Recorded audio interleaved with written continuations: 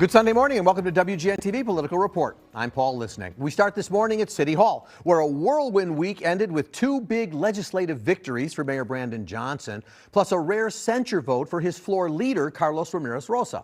After some parliamentary confusion, the mayor cast a tie-breaking vote in Ramirez Rosa's favor.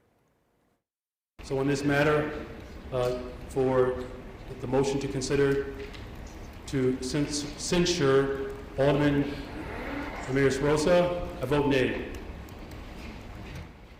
Ramirez Rosa is accused of trying to physically stop Alderwoman Emma Mitts from entering the chambers earlier this month. Several other alders said Rosa threatened to use his position on the zoning committee against them. Nobody should be able to abuse their position to gain what they want. The abuse of power, I am a victim here. Alderman Lee is a victim here. I ask our colleagues to allow for a process of healing and reconciliation to begin. Today is not the end of that process. Ramirez Rosa stepped down from his post as floor leader and chair of the zoning committee. He apologized on the council floor before reconciling with Alderwoman Mitts. Despite a chaotic few days, council members also managed to push through two big items off the mayor's agenda. The first, a ballot referendum that will let voters decide if council can raise transfer tax rates on homes over $1 million. The second, an expansion of the city's paid leave ordinance that will give workers at least 10 days off each year. Second Ward Alderman Brian Hopkins joins me this morning in the WGN studio. Alderman, good to see you again. Good morning, Paul. Good to be here. So from the outside looking in, it looks like city council is in disarray right now. I mean, there's more meetings than we've seen in years, shouting from the public gallery, divisions. What's your take from inside those chambers? Yeah, we are in disarray right now. I've been an alderman going on 9 years now. I've never seen anything quite like this. Sometimes we like a little drama, just to make things exciting, but this goes well beyond anything acceptable. And it's really poisoning the atmosphere. It makes it difficult to get things done. It's hard to focus on the nuts and bolts of the job. And now you have some real acrimony. You have some lingering hard feelings. And a lot of it's based on legitimate differences of opinion on policy. But we've gone beyond that. And there's a real sense of tension in the city council chamber right now. So as I mentioned at the beginning of the week, Alderman Ramirez Rosa stepped down from his leadership positions. The vote to censure ends in a tie, and then the mayor broke that tie. But interestingly, you argued that the vote shouldn't have even taken place for parliamentary reasons. I'm just wondering, was that your way of taking Rosa's side, or was it just that your view that the council doesn't follow its own rules? Well, actually, I had to get out of my own way to do that because I am not a fan of Alderman Ramirez Rosa. He and I are political adversaries. We are nowhere near aligned on any of the major policy questions before us today. But I had to set that aside. And, the classic image of Lady Justice has a blindfold on, right? So I had to judge the rule that would apply to censure in this case without any regard to my personal political differences with Alderman Ramirez Rosa. And the rule clearly indicates that censuring an individual during a meeting is appropriate.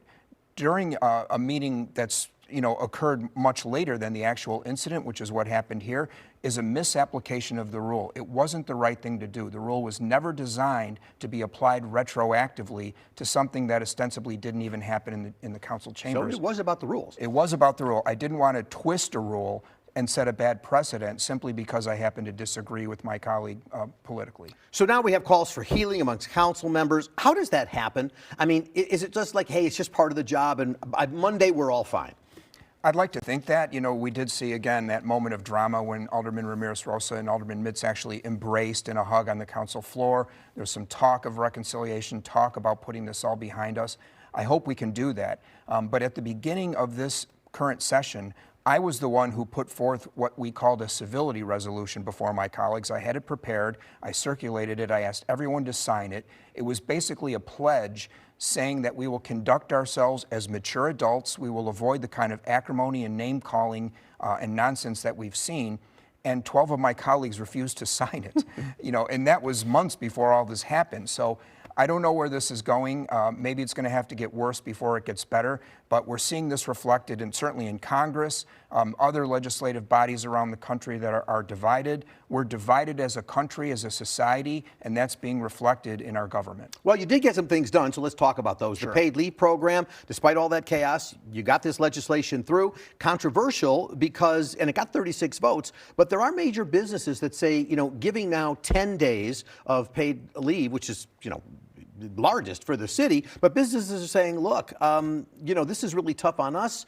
What are you hearing from businesses in your ward in response? Yeah, nearly all the businesses that I talked to said the same thing. They are looking to keep their workforce happy and healthy. Everyone agrees with that. But to have this one-size-fits-all mandate imposed on them, some of them could maybe afford 5 days a year, can't afford 10. We're forcing it on them without any regard to their current position. And some businesses that are hanging on by the thinnest of threads are likely to close as a direct result of this. As a matter of fact, while we were having the debate on the city council floor, a restaurant on Michigan Avenue that I'm very familiar with, Grand Lux Cafe, just announced after 21 years in business, they're shutting down. And we know the reason they're shutting down. They simply can't make a profit with all these mandates that we keep imposing on them. And people are going to lose their jobs because of it. One of your colleagues says get ready for a lot of lawsuits as a result of all these things affecting everybody. Is that what you think? Sure, and that was one thing that we tried to effect a compromise, and it was shot down yesterday, to take away the ability for private attorneys to just come in and sue without giving the business a chance to comply. That's going to add to their cost as well. All right, a budget vote expected in the coming days. No property tax hikes or new major revenue streams, but it's clear the city needs more money. We're looking at the ballooning costs that are going on, the migrant situation. So what has to be done to put the city in stable condition? Well, we did get a recent upgrade from Fitch Credit Rating. As you mentioned, there's no property tax increase in the budget, so that's a good sign. We're still able to allocate some additional money to the city's 4 pensions. Those are all good things, but the warning signs are also clear right now that we can't count on similar economic conditions next year. This budget is likely to pass because it doesn't include a property tax increase, but we're seeing a turnaround in the revenue sources that we're counting on right now. The casino isn't living up to expectations. We're about to see a significant structural deficit that we can project for 2025, and right now we don't have an answer. And it makes us wonder whether, the stability we're going to see. You mentioned the casino not bringing in as much money as people think, but the migrant issue, that goes on. 20,000 here, more coming every day. What's your view on these base camps idea and how it's being handled and building those tents? Yeah, it's a short-term solution, but it's better than living in a tent next to a police station. And we have something like 3,000 migrants who are certainly not used to cold weather. They're from Venezuela, they're from Ecuador. They're going to be a little surprised in the first sub-0 degree, wind that starts to blow their tents over in a month or two. We've got to get them out of there. It's a question of survival. We'll see people dying from hypothermia this year if we don't do that. I do want to ask you, if voters get to chime in on a resolution next year that says, should we remain a sanctuary city? It's not binding, but do you like the idea of letting voters chime in and then something will be done, or what's your view? Yes, we have 2 competing resolutions right now on that question. We haven't decided which one we're going to do. One of them simply says, should we impose reasonable spending limits on what we're doing to help migrants? I think that would probably pass with 90% of the vote saying yes. The other one, as you mentioned, says, should we remain a sanctuary city? That one I don't think you can predict. It could be a coin toss. There's a lot of divided opinion in the city right now. Now that we've seen the effects of what a sanctuary city means, I think the voters deserve to have a say. Even though it's advisory, it would function almost as a public opinion poll, and I would be interested to see the results. All right, well, we will see those results perhaps eventually, and we'll keep in touch with you about it because it's pretty critical in the city. Alderman Brian Hopkins, thank you so much for spending part of your Sunday with us.